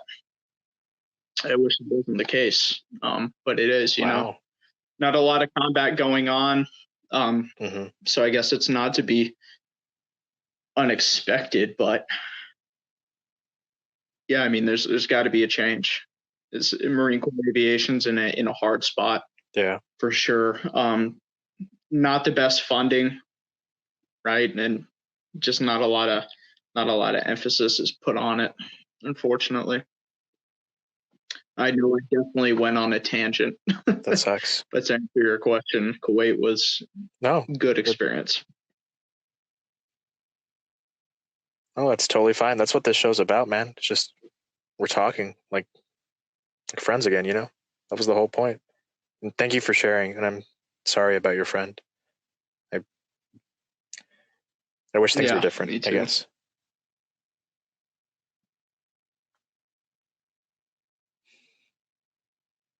We've been friends for 14 years. I know. Fuck, I feel old. 24. I mean, that's kind of good. Not many people can say that, I was really worried too, especially when you got into the Marines, that we would stop being friends. And I don't know, for a while there, it kind of did happen, because like it was just distance, straight up like impossible, because I was working on my own stuff. Like I had my own shit going on, and then you were trying to go through your career in the Marines, and I don't know, it kind of sucked. I hear it, man.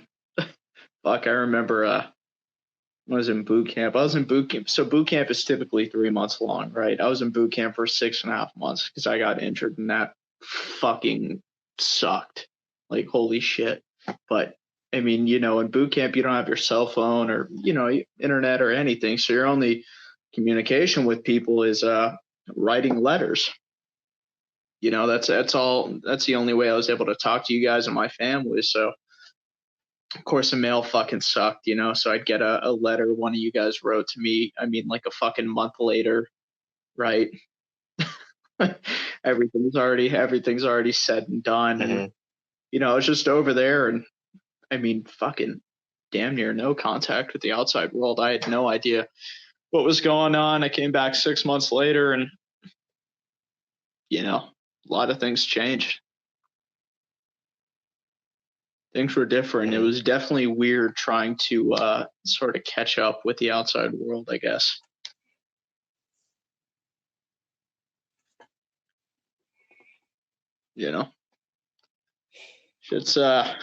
Shit happens, man. I mean, Definitely. we're close again. I'm really thankful for that. Unfortunately, it happens. Yeah. People graduate from high school and they grow apart. And it sucks. I know. That's a little bit at the heart of kind of this entire thing. I always repeat myself whenever I'm fucking talking to somebody. But this is the effort. This is the effort, Friendships are an effort, and I'm trying to put in the work, And also, low-key sharing it with a bunch of people who won't know us. But, oh well. Like, okay, low-key, I kind of partly started this podcast in case, this is ridiculous. This is a joke, but also not a joke. You'll never know. Started this podcast as a way to catalog and have my friend conversation with friends on the internet, and some future archaeologist, an alien archaeologist or something, is studying humanity from this era, and they're in this device you can see the podcast, which was a form of radio talk show between this one human and all of his perceived friends, and someone would find this thing fucking in the future, and then that would be an artifact, and they would just be hearing, normal people talk about random shit. And I thought it was a cool idea. Plus all the other stuff. That is a very Francisco explanation. I like it.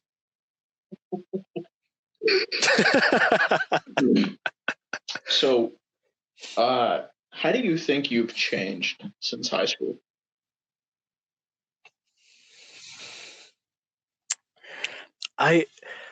Strangely enough, I feel like I'm one of those people that never, I mean, I changed in a lot of good ways, and then I didn't change in a lot of ways because I guess I like to think that I was already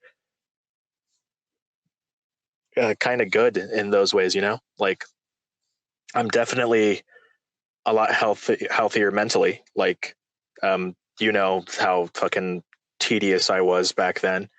And I'm glad I'm at the point where I don't see myself as a burden, and I don't feel as if I'm a burden, and I am more mentally strong. And that's a great thing to have. But I like to think I'm still kind of the same kind of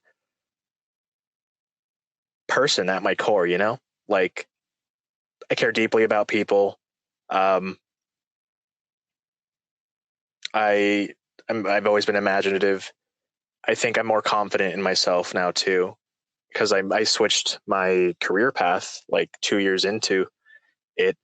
But doing that choice, I think, freed me up to being more confident in not just myself, but also the art that I want to make, and that's something I never had confidence in high school. Never. But now I can definitely say I am proud of all the stuff that I've been doing. And sure, it's not as glamorous as some people's career paths, and it's not as far along as other people, even in the same industry, but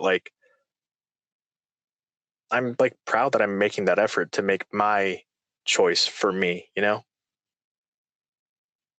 I think that's a good change. Another bad change though is I gained weight. I used to be skin and bones. We both used to be skin and bones. But now you got muscle, and I'm I've got nothing but fucking COVID 19 pounds over here. And it's probably not even 19 pounds. I think I gained fucking too much of this entire thing. Yeah. So that's probably the most drastic change, I think.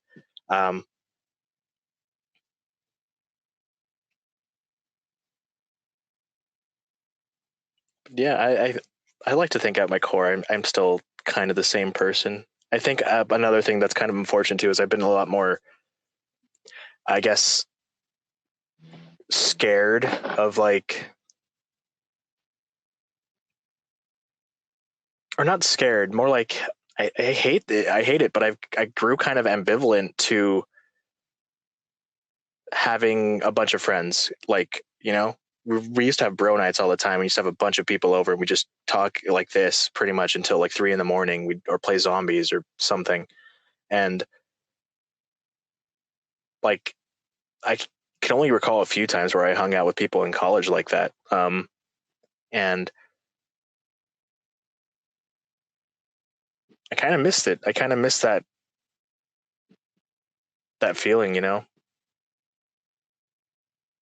but I can change back. I can change at any point. And so here's the effort. Here's the effort. Yeah. I mean, go back to what you were saying. I just looking at you now and in high school, I think you've come a long way in terms of your state of mind, I guess. I think you've definitely come a long way, man. I could Thank you. definitely see the That confidence. means a lot. I mean, you're just not as shy as you were. You're not as hard on yourself as you were. It's definitely noticeable.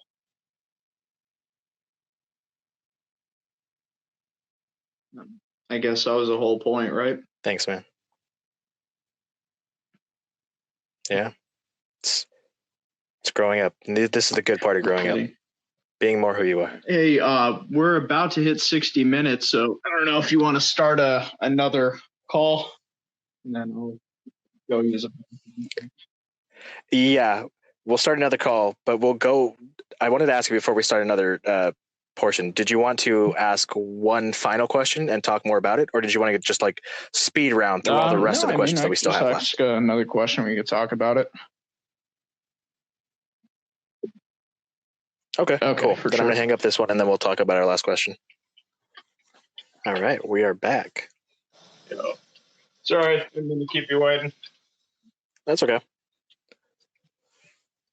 Do you want to ask one of your questions first, or do you want me to start? I'll ask. Let me pull them up here real quick. Yeah, if you could live anywhere, where would it be? Ooh, that's a tough question. I like a lot of places for different reasons. When I was in high school, I always used to love the idea of like living in New York and being a New Yorker, living in that like giant fucking metropolis. I was like, that'd be cool to live in for a while, not forever, but for a while. Yeah. But then obviously seeing how fast the virus spread there, I'm like, second thoughts, huge second thoughts. I can imagine. Oh yeah. But then it comes down to then like for my career, the most obvious and like typical choice, I guess, would be to live in Los Angeles or somewhere down in SoCal.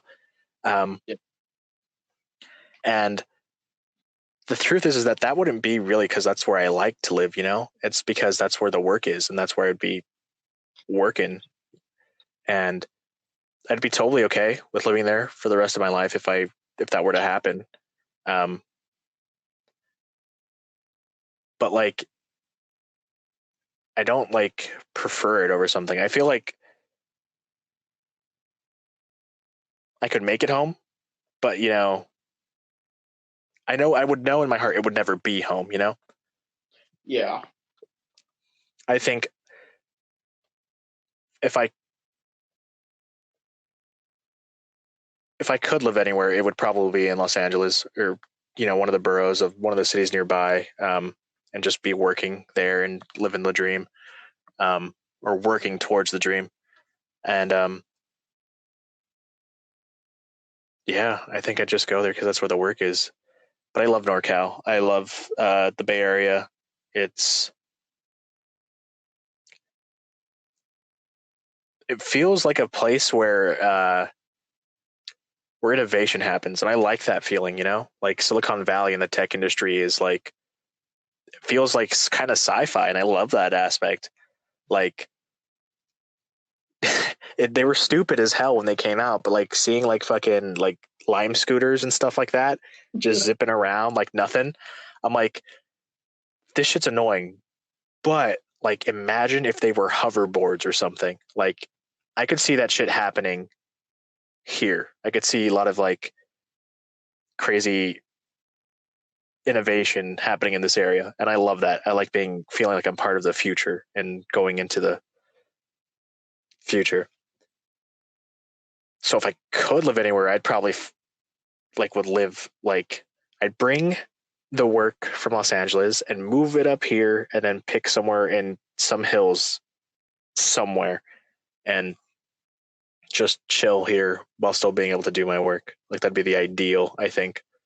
Um, but I also do kind of really want to see what the I hate I hate when I use this word. I kind of want to feel like what the vibe of like SoCal living is, um, how different it would feel, and it would probably legitimately be a vibe because everyone would be talking about vibes. So it would be like the vibe. That's funny, dude. I honestly fucking hate that word too, but there's times where I use it. Like there's times where I'll use it just because there's not a better word to use. Yeah, like it's really tough. Like I'm saying this, but it's the vibe, right? Fuck. yeah, and it sucks because like I when I try to get people to talk on the podcast, like when I schedule interviews for the next few weeks and stuff, I'm always like, oh yeah, so like the mood and tone of the show is like we're like talking in a car late night. So like the vibe is all whatever, and then it's like, oh, now they get it because I said vibe, and I'm like, Yeah. damn it, I used the word. I don't normally like to use it, but like everyone is using it now, so I jump on the bandwagon, I guess. I agree. I guess it's time for my last question then. I suppose so. What is the oldest memory, vivid memory you have of us? Oh, dude. I mean, I remember meeting you. Excuse me. I remember like we were lining up for class. Fucking El Toro, right? We get in a little stupid ass line. When we were fucking kids, and the teacher would come out and like lead us to class and all that shit. Yeah, dude, it was like before school, and I remember like everyone was there a little bit early. We were all like fucking around. Like Jake and Emmanuel and all those dudes. And yeah, it was like someone at the line where we would usually line up, right? It was like, this lady and like two kids. Like, what the fuck? Like, who are these new guys? You know, we walk over and like get set to get ready for class. And your mom's like introducing you, like you and Oscar, to everyone. And I mean, yeah, that was it, man. We just became friends. Holy shit, I can't believe you remember that. Yeah, I fucking remember it to this day. Wow. Because like I remember that day, but like because I didn't know I was depressed and I didn't know like anything about me at the time. All I remember was feeling very self-conscious and very afraid. Like I remember like having a sweater and like I remember shaking hands with people and being weirded out, like, and being kind of scared, like, hi, hey, hi, hello, and being very weird about it.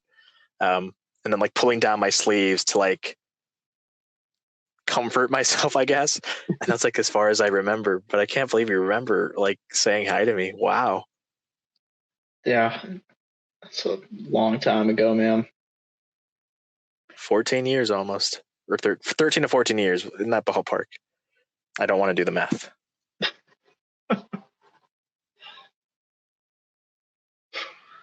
Man, We're old, dude. I feel old. We are. It's okay. It's okay to feel old. We're young at heart. Yeah. Something like that. Fucking knees feel like I'm 40 though. I'm sorry. Goddamn infantry. My fucking ankles feel like I'm 40 and it's annoying. Oh God, yeah, that's the worst. It was good talking to you, man. Yeah, you too. I'm glad you had me on. Yeah, I'm glad to have you on. Is there anything you want to promote before I let you go? Yeah. So I mean, I don't know why I didn't mention this in the beginning, but I started doing this thing about a year and a half ago. Honestly, the name's kind of fucking lame. I just never it's too late to change it, right? So it's analyze and educate, right? So it's me, Allegria, and Magno that started it. Now it's honestly pretty much just me. But it's like a podcast sort of thing I do. Just talk about like current events, mostly in the context of conflicts, war, and kind of relating it to history.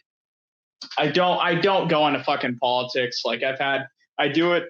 I'll do the podcast and then I have an Instagram page too. And I have like people that kind of try and fucking reel me into politics. I'm just not having it, dude. Like, trust me, I got opinions about everything, but that's one thing I like don't want to bring politics into. You know what I mean? Especially not American politics. Oh yeah, for sure. You're never gonna please anybody. Oh no, definitely not. And it's just unnecessary for what I talk about most of the time. But yeah, so I do a podcast. You can find it on Spotify or Google Podcasts, Apple Podcasts, wherever you listen to podcasts. I guess it's Analyze and Educate. You could find me on Instagram, Analyze Educate, the same handle on Twitter. And I actually teamed up with a company called Mission Essential Gear. So it's a veteran-owned company. Everyone there is a Marine infantry dude. I met the owner through one of my friends that I made in boot camp. And so they, brought me on to pretty much bring what I do on the podcast and the page over to the website as sort of a blog kind of thing. And it's awesome, dude. The company, like, they make t-shirts and apparel, and they got like tactical gear and all that kind of stuff. So it's cool. If you want to check it out. And yeah, it's awesome. I've been on that website for almost a couple months at that point. And I'm like incredibly thankful to the owner for, bringing me on and promote what I do. And it's just awesome working with them. It's really fun. That's really cool, man. I'm happy for you. Yep. So if you want to find that company, it's at stayready.me. That's a website. And if anyone does check it out, I really appreciate it. That's awesome. All right. Thank you for being on the show. Yeah, thank you for having me. All right. Have a good night, man. You too. Oh, good luck on finals. Yeah, thanks. I got one more tomorrow. Then I'm fucking done. All right. Good night for real. See you, man. I hope you all enjoyed hearing us talk. If you want to ask your own question or discuss something that either of us said or come on the show, send me a voice message through Anchor. There's a link at the bottom of the show page wherever you're listening. Or you can send me a message on social media at The Spoken Misc on Twitter and Instagram. Or you can post to my rudimentary subreddit r/The Spoken Misc. Or you can follow yours truly at FriendlyAA on everything. Thank you all for listening, and I'll see you on the next show.